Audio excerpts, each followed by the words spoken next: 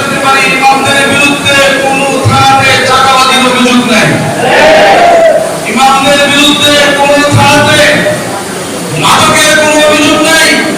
ওলামায়ে কেরাম মাদক সেবন থেকে সামাজিক এই দুর্নীতি, অবিচার, জুলুম, নির্যাতন, যে জিনা ব্যভিচার চলছে, এই ধরনের অপরাধ থেকে ওলামায়ে কেরামকে আল্লাহ পাক রব্বুল আলামিন এখনো হেফাজতে রেখেছেন ইনশাআল্লাহ। বলে কিনা ওলামায়ে কেরামের নেতৃত্ব ছাড়া